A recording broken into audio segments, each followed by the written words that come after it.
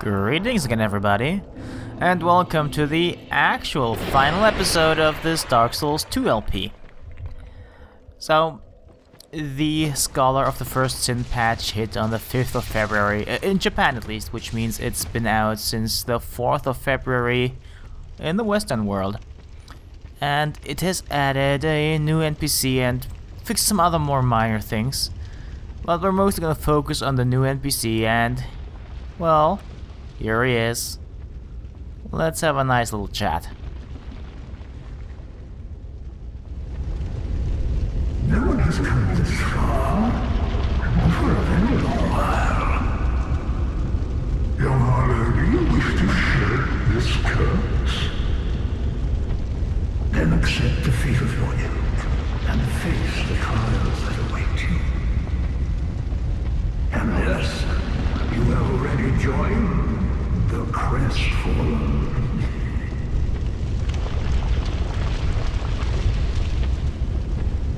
Young Harlow, there are but two paths. Inherit the order of this world, or destroy it. But only a true monarch can make such a choice. Very few indeed have come even this far. And yet your journey is far from over. Outgrown Hollow, have you what it takes? Truly?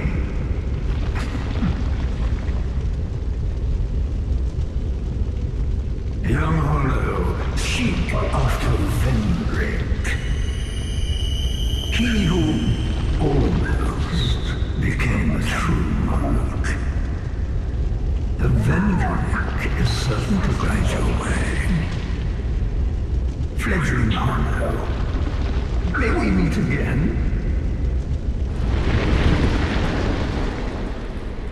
And that is the Scholar of the First Sin. He doesn't necessarily appear here first, in Black Gulch, but actually at the last Primal Bonfire you reach.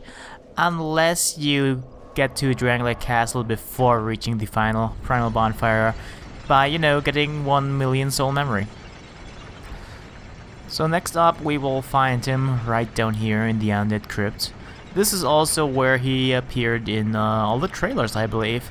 But while we're right down here, let's briefly go over what else the patch added. A ring that controls soul memory. You don't get any souls if you equip it, so you can just, you know, keep your soul memory low if you wish. And another nice minor improvement would be that they fixed some of the item descriptions, as well as a little bit of a highlighting of the bonfires and the bonfire selection if you want to warp, where the PvP or co-op is the hottest right now. And look at that, there he is already.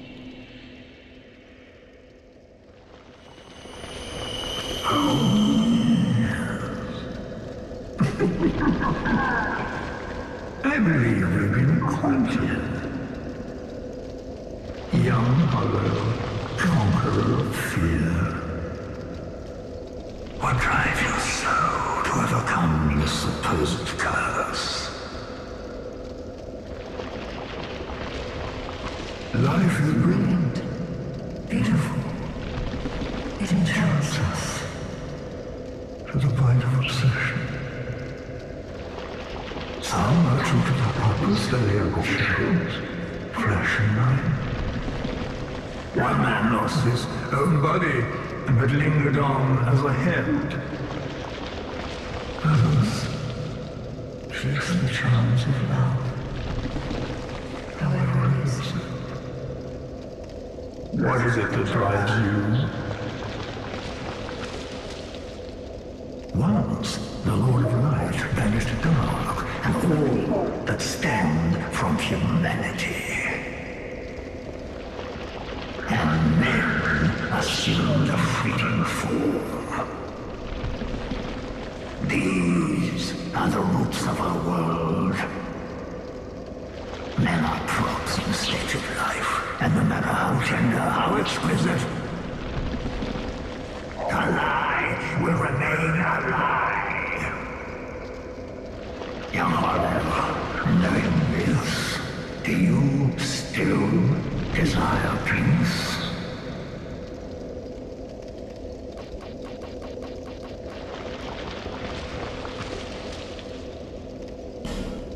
Venric, the real true monarch, is here, and not far off. But what is it? You, neither born with great bliss nor grounded in by the fates. What is it you seek? You cannot even say yourself. We shall meet again, young Hollow.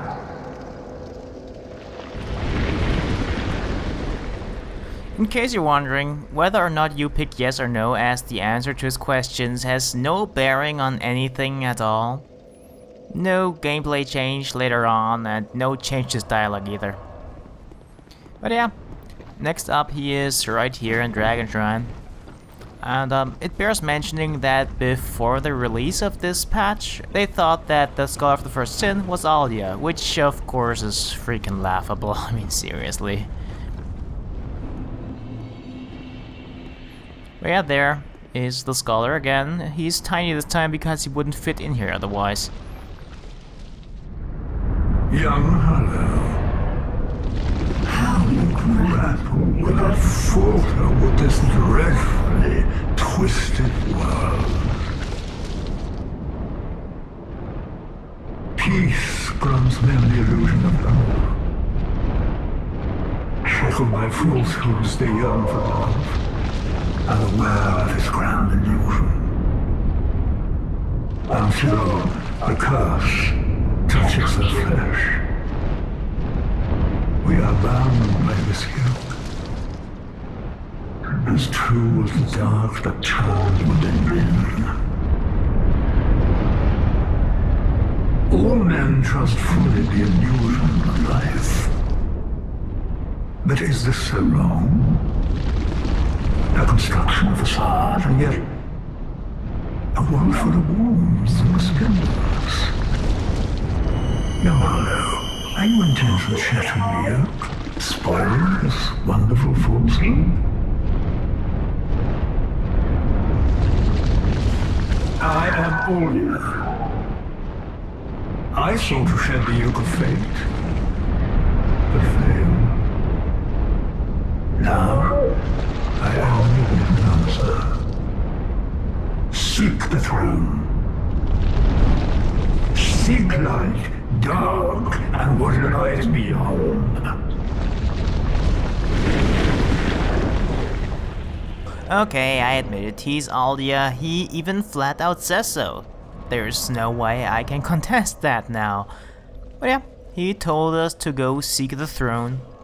And seek the throne we shall.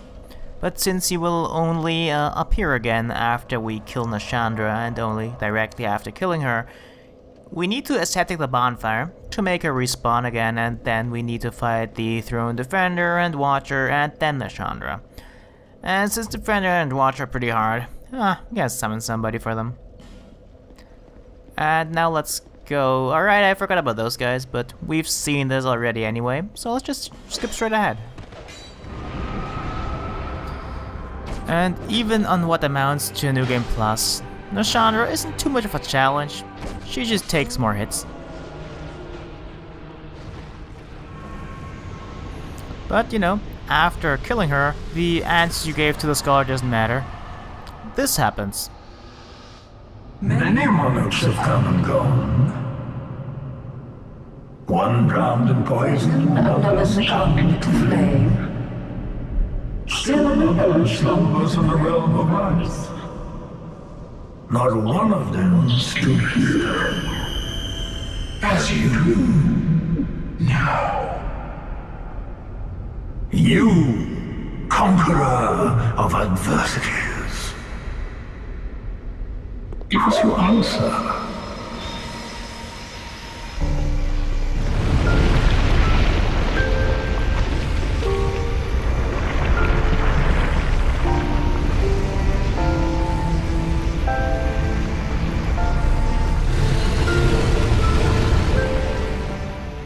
Oh yes, this latest patch just kind of added a completely unannounced new final boss, which is pretty cool. The boss itself isn't very hard, to be honest. Much like Nashandra, he's actually kind of easy, but he can trip you up. You may die once or twice, but after that you should have figured him out. I mean, I reckon you can already figure out his attacks and how to dodge them just by watching me here. Sometimes when you combine attacks like this, of course, they do hit you. But other than that, you mostly get hit because you're greedy. You can't really get close to him while he's on fire because he will damage you. It's also not really worth it attacking from a range because he will, you know, have higher defenses when on fire. I did not catch on to that the first time I fought him, but I do now. And as you can see here with the Espada Ropera or any thrusting sword, I reckon, it's kind of iffy to actually hit him. I found out it's really easy though if you go a little bit more to the left where a root is kind of sort of protruding there. A little more standing out there, so you can hit him there, no problem, and get in a good combo or two. Of course, his getting set on fire mechanic kind of means you can't get too greedy. There are attacks though where he will always turn off the fire. This is one of them. And there's one other one which we shall see at some point in the future. So, Aldia and the Skull of the First Sin. Well, they're the same person, of course, but you might have noticed in his pre-fight speech, it almost appeared as though there was another female voice speaking together with him, same lines. This might be Nashandra or the Emerald Herald. It's very difficult to make out, but it's most likely not the Emerald Herald because that female didn't sound bored. Might be someone completely different too, maybe the Witch of Islith? We don't know. See, thing is, Aldia, the Skull of the First Sin, who is he? Or rather, why is he the way he is right now? Well, he is called a Scholar of the First Sin. And to actually, you know, figure out what that means, we need to also know what the First Sin is. It's never explicitly told, but, you know, looking at what we see here, I think it's pretty likely that it refers to the relighting of the first flame, or rather, the lighting of another first flame. A second flame, so to speak, or to our knowledge, a third flame. And, that never happened? Yeah, a third flame, because the Witch of Islith already lit a second flame, which was the Chaos Flame. And what happened to the Witch of Islith? If you watched the lore video, you will know. She turned into a giant tree-like creature, the Bed of Chaos.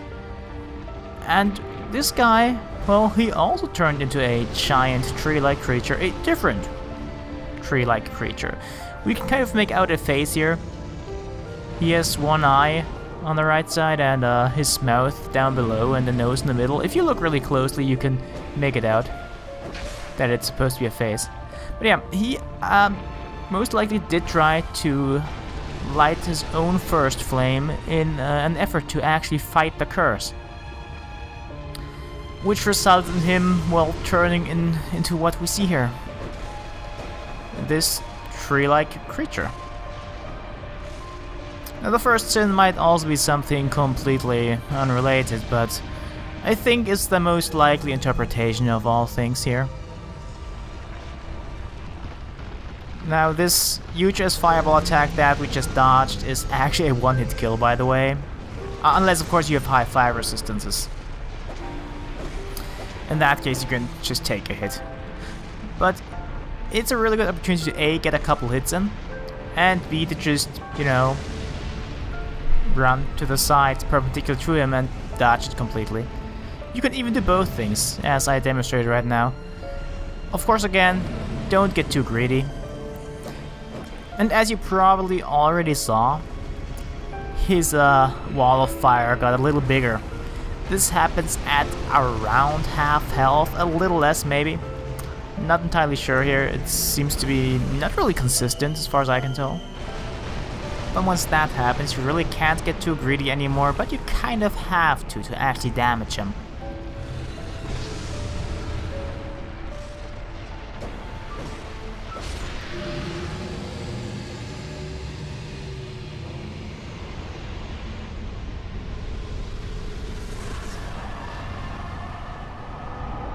I lost everything and remain here patiently. The throne will certainly receive you. But the question remains. What do you want? Tell me. Light, dark, or something else entirely? So, we can now proceed to the throne again. But what's this glowy thing here? Well, just an indicator that we can of course go to the throne, but there's also this other thing.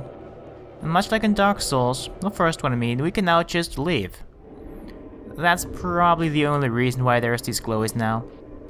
And you know, I figured since this is the final episode, why don't we end it the exact same way that we started it? In our old duds.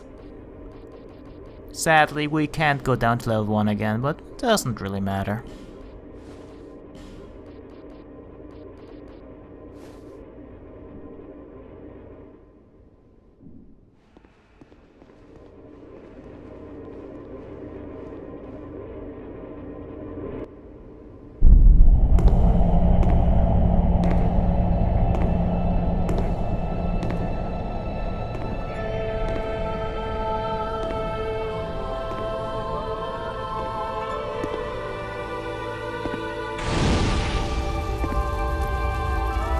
There is no path.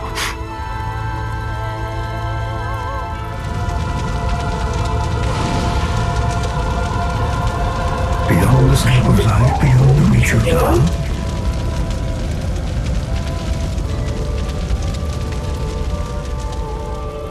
What could possibly await us?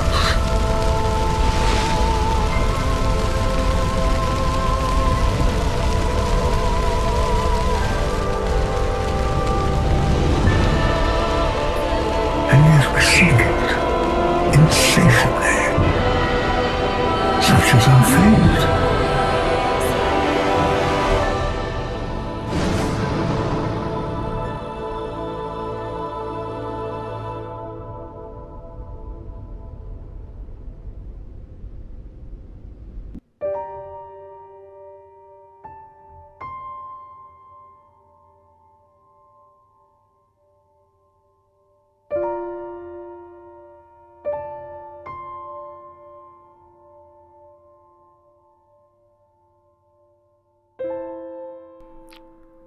Alright, a new credit song.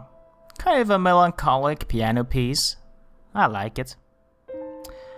But right after the Scholar of the First Sin credits, which are fairly short, which is why the song's also fairly short, we will see the credits of the main game.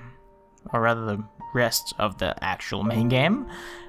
As well as the regular credits tune. But I put something else over it, because there's actually a little goodie that I want to show you. I went back and did something. For now though, I'd just really like to thank you for watching, because this has been a very, very long LP, and by the way, thanks for sticking around as well for this entire time. I hope you enjoyed watching it, at least as much as I enjoyed making it.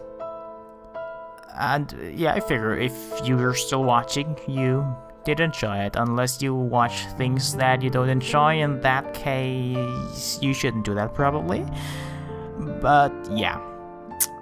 Anyway, I gotta tell you, I really don't envy the next guy who tries to LP this game, because this is kind of a beast to LP.